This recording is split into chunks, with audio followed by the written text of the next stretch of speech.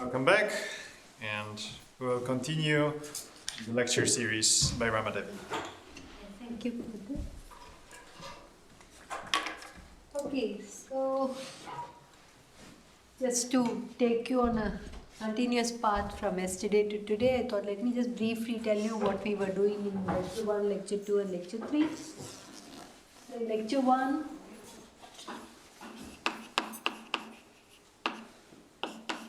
I gave you some overview of knots, lanes. Then I talked about ambient isotopy. These were invariant under Reidmuster move 1, 2 and 3. And then we went on to look at regular isotopy, where I said that this unknot is not equivalent to this one. And this is invariant under Reidmuster move 2 and 3.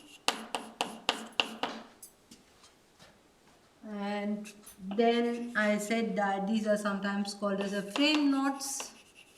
I'm just confining myself to knots, but it can be extended to links also. And here is the surgery of frame knots in S3.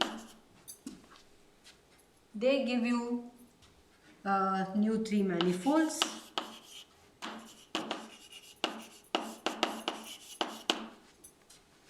And these new three-manifolds which I construct from knots or links should be such that if they are related by Kirby move 1 or Kirby move 2, you get the same three-manifold. Okay. So this is what was the lecture 1. And then we went on to lecture 2.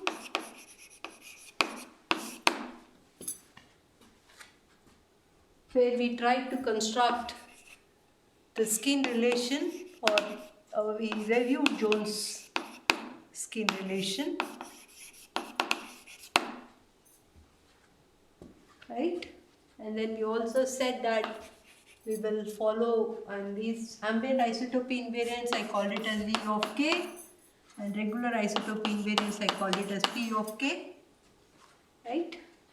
And three-manifold invariants, I called it as F, which is obtained by some kind of homeomorphic mapping on the boundaries. I didn't say specifically anything, but they will depend on the regular isotopy invariants, and I didn't tell you about the summation. We'll get into this in these two lectures. Okay. And then there was a normalization where usually Jones takes the unknot to be 1, but we will go and do the Vn of unknot to be q bar half plus q bar minus half, right? And then this leads us to look at the connected sum of pieces. So the connected sum of pieces in this normalization would have given you V of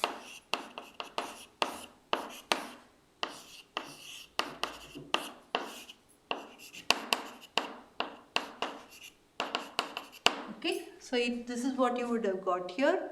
The same thing will be applicable here, where it will be Vn of connected sum will be Vn of A, Vn of B divided by Vn of unknot. Okay. So these are the, and we tried to give a brief introduction on Chern-Simons theory.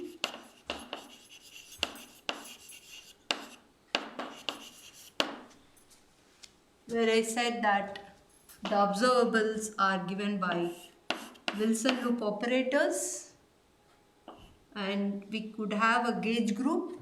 They could be, we took specifically SU2, and we took a representation put on the knots as a fundamental representation.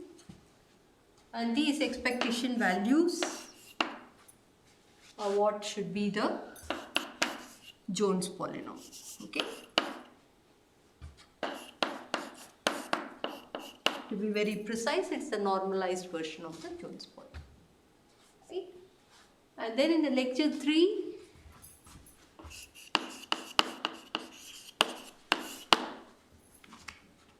I specifically wanted to reproduce the skin relation. So, to obtain the skin relation, basically Jones skin relation, we use two ingredients.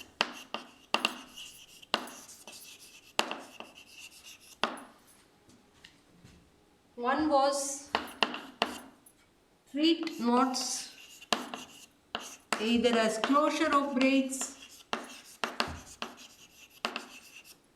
or quasi-flat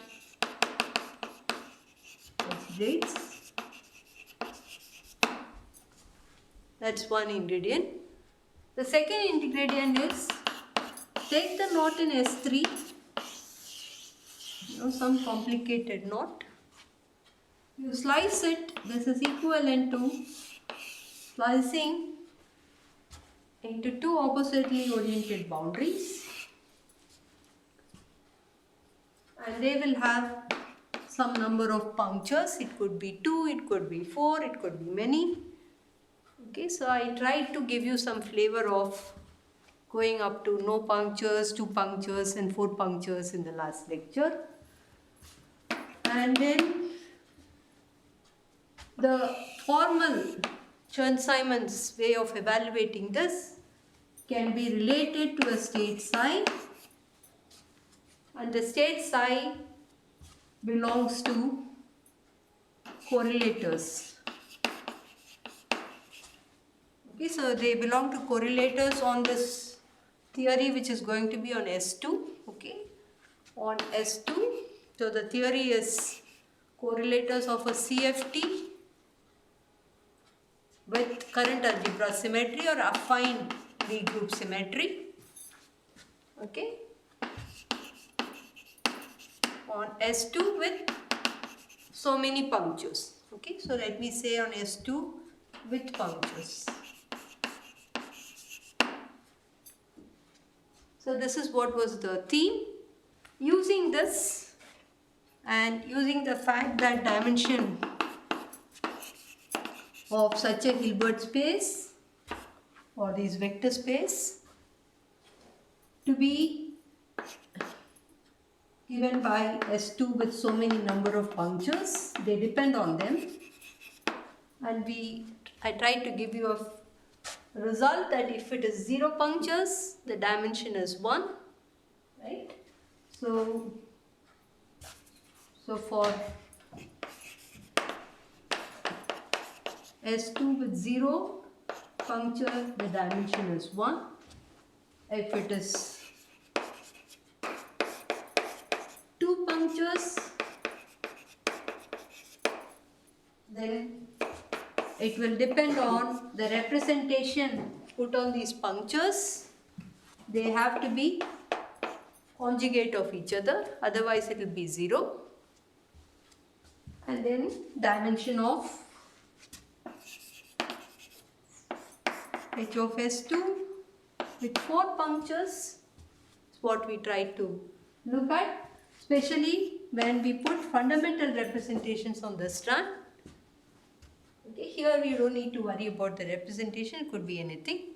But if we put fundamental, then we argued that a representation fundamental times fundamental will give you 2 states. And if you had put, let's say, the next higher representation which is spin 1, then what will be the possibilities? Someone?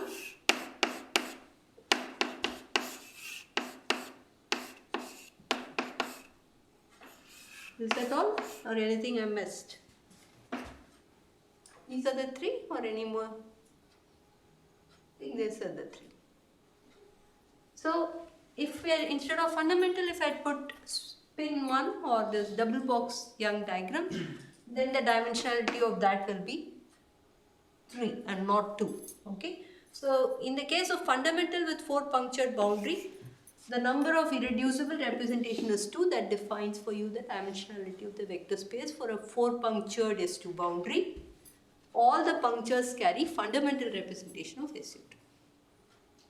So whatever I am saying for fundamental of SU2 is also true for SUN, because for SUN also it is fundamental. It will give you only 2. So it is 2 dimensional. Okay. The only thing is that rank is different and you need to write the skin relation using the property, as I said, that a linear combination of 3 states should be 0, and I tried to show you the method by which you can write the braiding eigenvalues and correct it, right? Incidentally, the 2 types of correction which we have to do when you use Chern-Simons braiding eigenvalues, the lambda 1 and lambda 2, they have to be in standard framing. Okay, and this is what we call here as lambda 1 in vertical framing. Okay,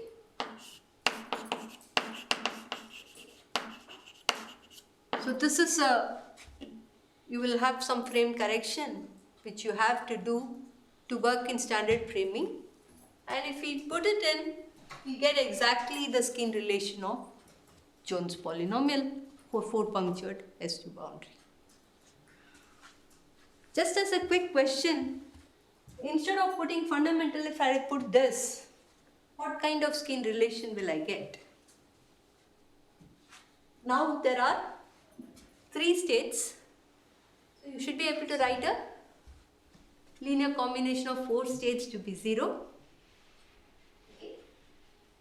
And you will be able to get a skin relation relating 1 crossing, 2 crossing, 3 crossing and 4 crossing to be equal to 0, or you can reduce it and make it as reduce it and write the relation. And this has a lot of resemblance to Kaufman polynomial, okay? The bracket polynomial to be very precise. So that skin relation is useful to get the bracket polynomial, and then with this framing correction you will get the Kaufman polynomial. So in some sense, Chern-Simons theory with these 2 ingredients seems to reproduce whatever polynomials are available in the knot theory literature at that point, which was Homfly PT if you put SUN, Kaufman if you take this, but with some change of variable you can show that it will give you Kaufman, and you get Jones and many more. You can start playing around with many more representations, right? Now I am looking at only knots, so I am putting both representations to be same. But whatever I am trying to say, we can start doing it for links where one component can have one representation, another component can have another representation. Sometimes they are referred to as multicolored links because the representations are called colored in the knot theory literature, and they put 2 different colors on 2 different components, they call it multicolored. And if they put the same representation, they just say colored. And for all knots, it's just colored. But sometimes in the link, if they say colored, it means the same representation. If they say multicolored, it could be different components carry different representation. Okay? You can't put different representation within parts of the knot. It's not allowed. Because it traverses and the color has to go along that path. Is that clear? So today the theme is, so you can start writing skin relation even here. Okay? It just becomes very cumbersome and you may have to give many input. And it is not practically easy to go beyond fundamental to use the skin relation and try to find the knot invariant. Those will be colored knot invariants. We call it 2 colored knot invariants. We call it n colored knot invariants and so on. But then we would like to do a direct method. That's what I was saying. And today I will start giving you a feel of how to use these ingredients but directly evaluate without going through the skin relation. Any questions? I have a curiosity. Yeah. So when you, so the fact that the theory on the boundary of Chern-Simons is a conformal field theory is an experimental factor, you can argue it a priori. Yeah. No. So the thing is, Witten had given a lot of various ways in which to see that the space of flat connection can be accounted, which is finite dimensional, can be accounted by looking at the space of correlators on the boundary. Okay. Okay. So for us, for the working principle, I'm not going into the proof of that. Okay, but it's something that you have to prove. You cannot, you don't expect it's something special from Chern-Simons. It is special from Chern-Simons to the boundary, and that has been done very systematically. Right now, for the working knowledge of how to get the knot invariance, this postulate is enough for us. Yes, Yeah. sure. It was more a curiosity than. Yeah. Thank you. Yeah. So take this as a postulate, and if it is oppositely oriented boundary, then such a state we will write it as. So this is what we will use. Okay, so the same ingredients we are going to still follow, but I'm going to not do the skin relation but directly evaluate the knot invariance. Okay, so let's do that. I hope I've not left anything. If I had overlooked, I've just summarized. People who are present will know I have not missed anything, or if I missed, you can tell me. People who are not present, this is just to give an overview so that there is a continuity. Okay, so today's lecture.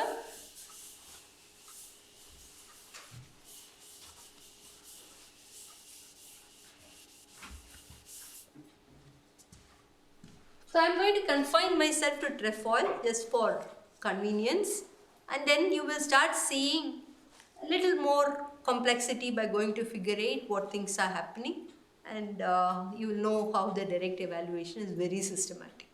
Okay. The first thing is that trefoil, as I said, is the closure of a 3-strand braid.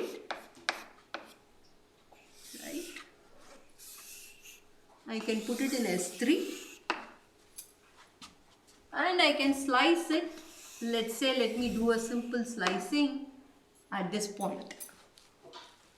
Okay. So what are the two states? This is equivalent to gluing. Let me even use a shorthand notation here. It's a braid word. Okay. So in this particular case, the braid word is only between the, to be very precise, if you take 1, 2, 3, 4 strands, I should say that it is B2 cube, where B2 is the crossing between the, overcrossing between the second and the third strand, is given by the generator B2, and B2 cube is the braid word here. And then we have the other one without no braid. Okay. Fine. So if I write a state for this as psi 0 to keep track that there is no crossing, then this state I could write it as psi 3 as braid operator 3 times operating on psi 0. So these are dual to each other. Fine. And then the invariant expectation value of, in fact, whatever I'm doing here, I could do it on any representation. So I can take fundamental, I can take double box, or any mixed representation. For the SU2, it's always horizontal. So let's take any representation of SU2 on a trefoil. Okay. Formally it is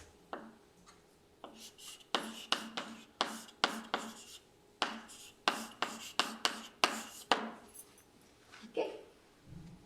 So this is what we get. We still don't see the polynomial, right? To see the polynomial, usually, just like the way we do, we need to go to the basis where this braiding operator is diagonal. Okay, so we want to find eigenbasis of braiding operator.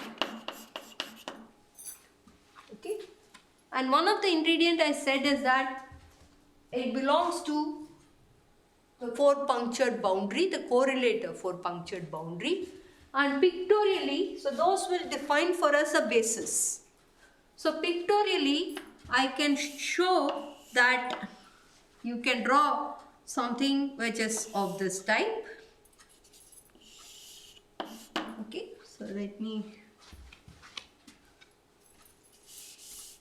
So you have four legs corresponding to four punctures. Okay, and what we want is we want to combine these two. So if this is fundamental and fundamental, this representation, which I will call it as S, let it take value either this or this. Okay, and this last two punctures can join with this.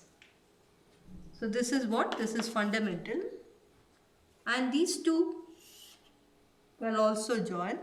Okay, and the way to see it is that ultimately it should be a singlet.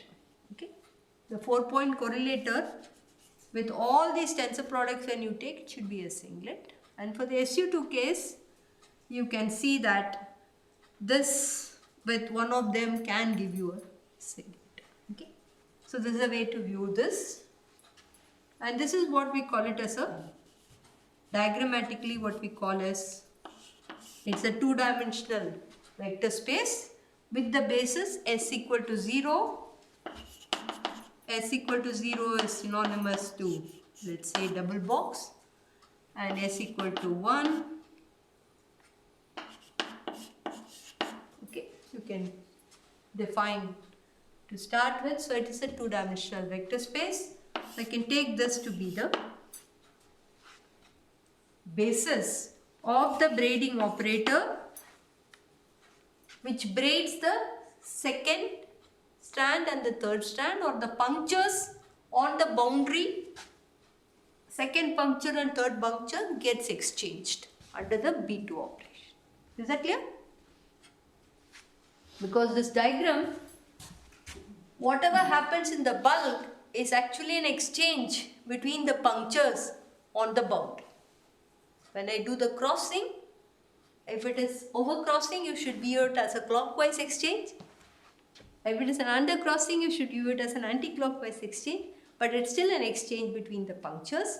And then this braiding operator acts on this. Okay. If you put two different representation, then these two legs will also get exchanged. Okay. That also you should keep track of. So let me do that very clearly here. That this will give you a state so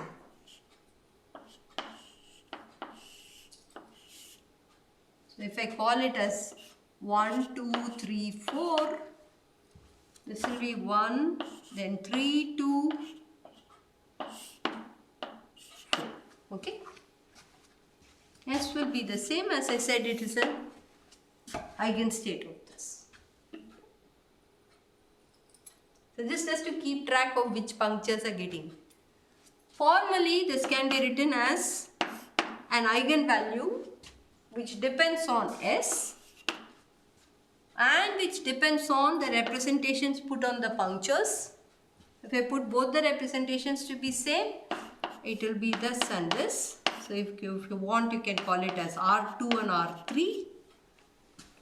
If the representations are different, and then you will end up getting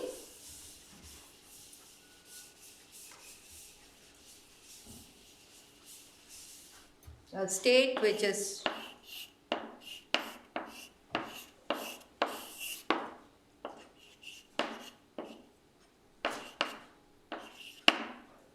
okay.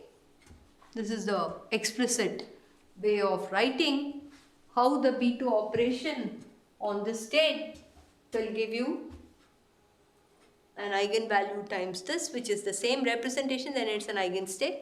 Different representation, you have to be, it's the square which will be an eigenstate. Okay, if you do it twice, then you will get the 2 and 3 back to its position. But if you do it once, then you get it only. Okay, so this is one, and this eigenvalue, I can pull it out from conformal field theory. This is what I said yesterday when we were writing the skin relation. And according to conformal field theory, if you had representation R1 and R2, you will have a sign, which I'll come to it, and then you will depend on the representation on the leg which is involved, okay, minus C RS or S divided by 2. Okay, so this will be the eigenvalue, and this is just a plus or minus sign. Okay, looks so neat. When we do SU2, it's very, very simple. Okay, we know that if we give a sign positive to this, it alternates. So we give positive sign to this and then negative sign to this. Here when I go, I give positive sign to this, negative sign to this, positive sign to this. So in some sense, it's like, how many times it is antisymmetrically or symmetrically placed. So we get beautifully the sign. When we start doing for SUN, there are more subtleties. For SUN, you can start looking at representations of these types. Okay, if you start doing these representation, of course, Liard, and you can also find what are the irreps. There are some representations like 3, 2, 1. This appears twice. Okay, they appear twice besides the other representations. I'm not writing all of them, but you can write it out and you see that some representation occurs twice. Will you give the same sign to those, or will you give a different sign to them? And how do you order the signs? It's not very visible. Okay, so in fact, the way we fix the sign is by looking at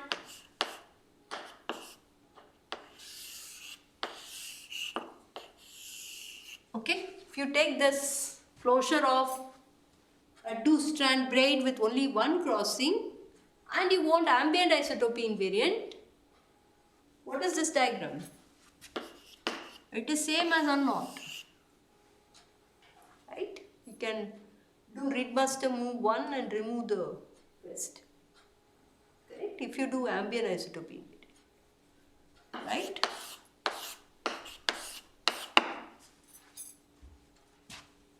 We use these properties. We use these properties to actually fix what are those signs. Okay? Otherwise, we don't have any other way in which we can fix it. But it is still plus or minus 1 sign, which can be systematized for SU to any representation beautifully because they are all symmetric. But if you go beyond symmetric, which is what happens in SUN, that is the biggest puzzle. We can't write a closed form of how the sign should be.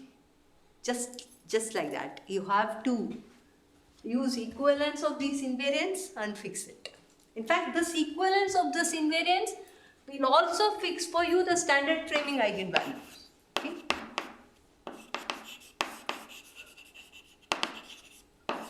Okay. So if it is same representation, then you will have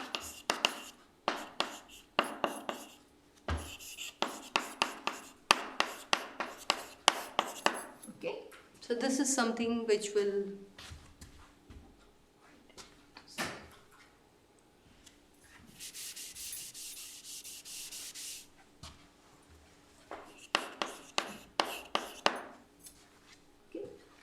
if it is different representation, there is some issue which we have to take care here. We try to propose something, but there are some things which are not that obvious, how to fix the standard framing invariant.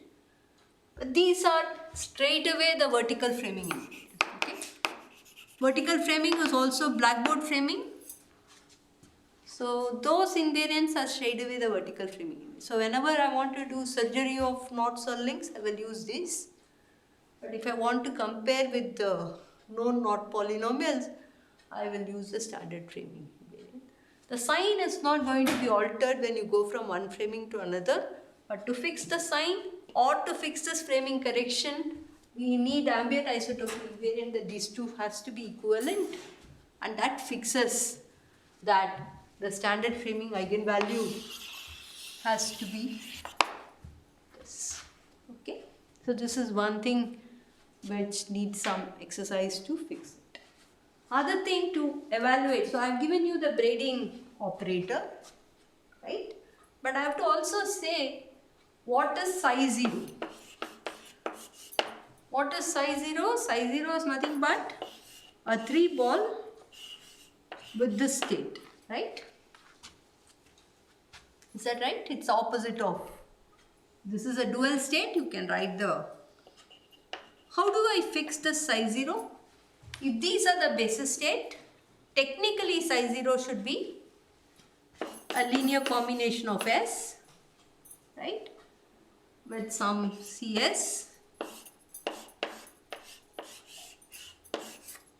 right, because it belongs to that vector space, two-dimensional vector space. I should be able to write a linear combination of that vector space. Now, how do I fix the CS?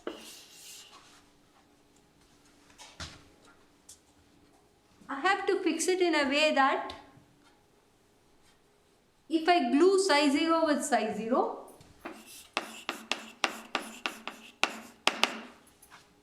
what do I have to get? Let's glue it.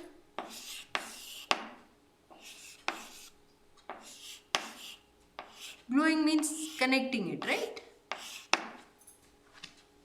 So what is this answer going to be?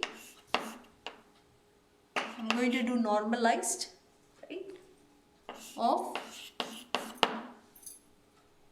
for any representations. Okay, so it's not that I'm fixing a representation now. That is the case, then this is nothing but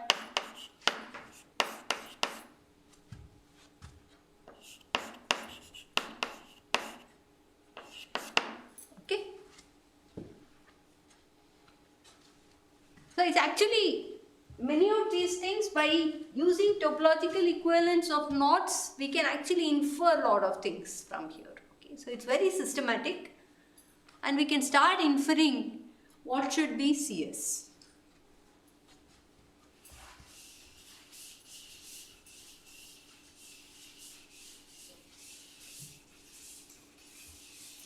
Okay, so I'll leave that for you to check using these properties. So what will happen is that you can show that CS will be quantum dimension of a representation under square root. If you try to put that in, what is quantum dimension? Formally you can start writing the classical dimension, right? What is the dimension of this in SU2? You all know it's been half, fundamental. There will be two possibilities, right? And for a fundamental representation of SU2, it should be two-dimensional. So the classical dimension was 2. You convert this into a quantum dimension, which we put it by the number in square bracket. This, formally, any number in square bracket, you can write it as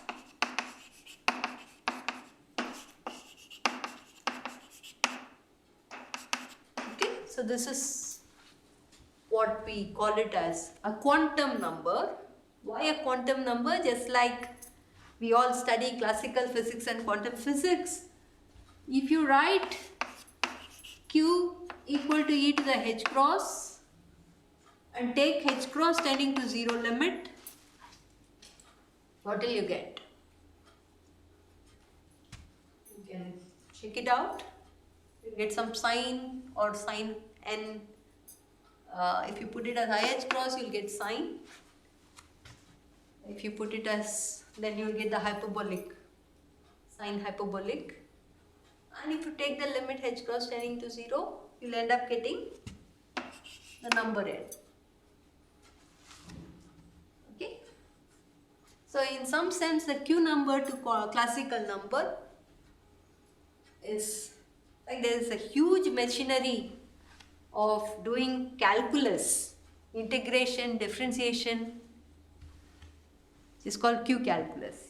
It's like really very beautiful that.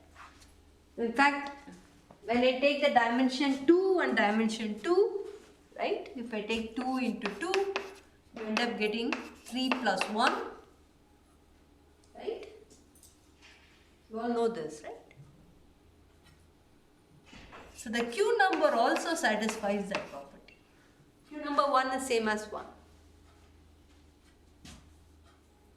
It's not magic, it happens. Nature seems to be so beautiful. Okay. Ordinary number multiplication you understand. Why should Q number tensor product also satisfy the irreducible representation dimensions to be of this type can be checked. Okay. So many of these Q numbers can be worked out either knowing the highest roots, positive roots, the longest root and so on. So let me not digress there, but formally if you want to write dimension Q of a representation, product over all positive roots, you have an alpha dotted with I think rho plus lambda. Lambda is the weight of this representation divided by alpha dot rho is my memory, but each one has to be a Q number. Okay, I may be wrong in the definition, but it can be.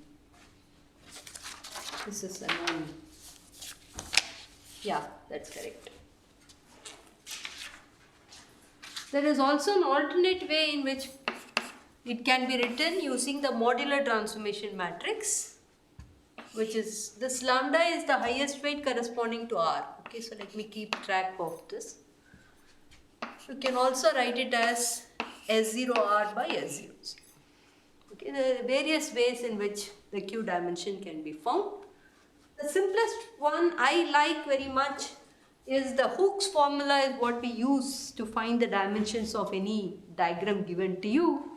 If suppose I give you this diagram and say it belongs to SUN, then the Hooke's formula will tell you that you put n plus 1 and n minus 1, and you would have got the dimension, and then you have a hook which is this way, right?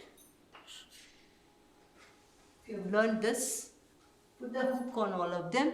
So you would write n plus 1, n minus 1 divided by hook is 1, hook is 1 for this and 3 for that, right?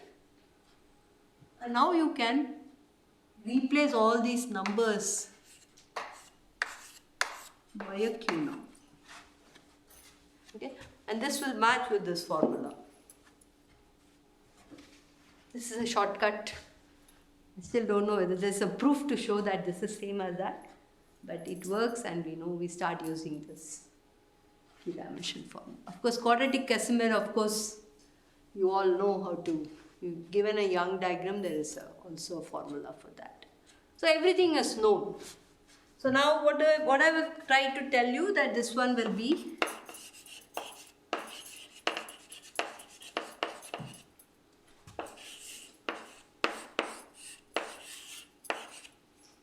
okay.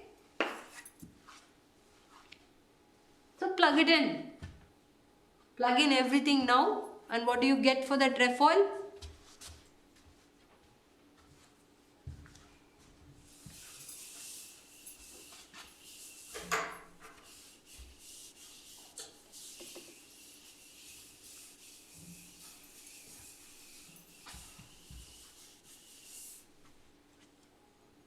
So V of trefoil, let's do it for fundamental, normalized one. will be summation over S, which is this, right? And dimension Q of our S, because when you take the inner product, you will get a CES squared, right? Is that right? And lambda S, we have to take standard framing, correct? With representation fundamental, positive braiding, so it is plus 3 braiding we have done. You get a not polynomial variable Q, straight. You can simply see that. You can use the fact that, so Q number 3 is dimension of this one, as I explained. So you can write this as Q number 3 times this eigenvalue. Yesterday I did work this out for you. What was it, if you remember? Q to the power of 3 by 2 minus 1, right? It's some sign. This had a sign or the other one had a sign?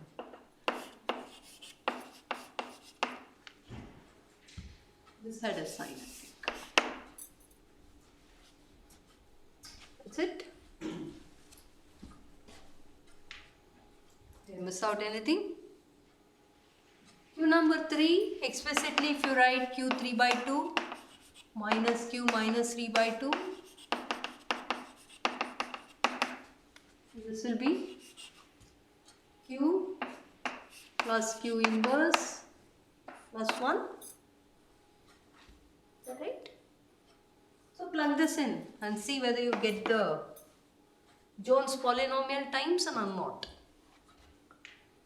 Jones polynomial for trefoil times an unknot, because these are all normalized ones. I'll leave it to you to check this. Whatever I have said for a trefoil, instead of putting it as 3 crossings, you could have put any number of crossings. Right? B1 to the power of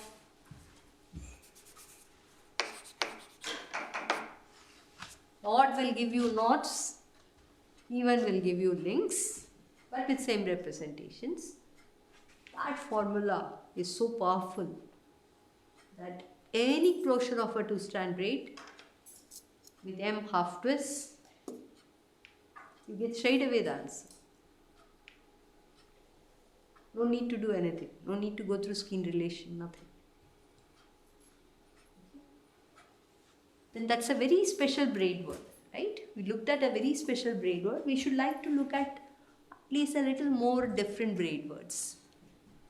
Right? You could have a B2 squared or B1, B2. What is this braid word? Anybody knows? If you do the closure of this, you will get a figure 8.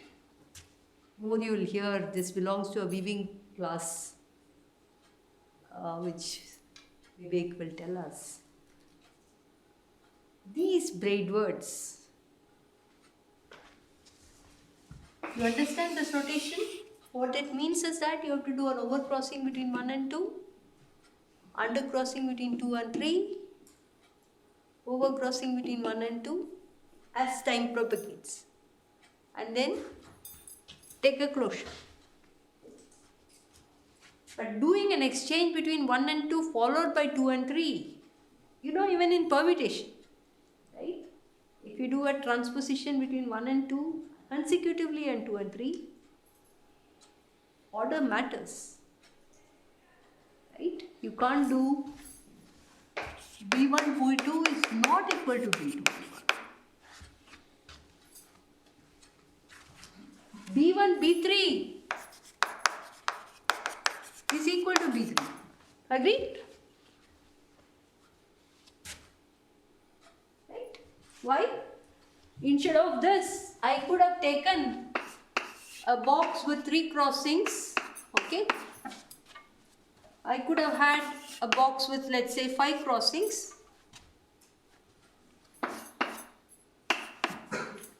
And then done the closure. Identify this with this, this with this, this with this. Right? I can do that. It's basically going to involve a disjoint piece. You see the disjoint piece. And you can write the braiding eigenvalues in which basis. You can start writing how many punctures are there. If I close it, there will be another 4 more punctures. There will be 8 punctures. And I can work with a convenient basis for an 8 punctured case, right? This is 8 punctured. 1, 2, 3, 4, 5, 6, 7, 8. And work with this. So we'll come to this in the probably in the other lecture. Is it time or it has? Yeah, I felt it is. Okay. Do you have questions?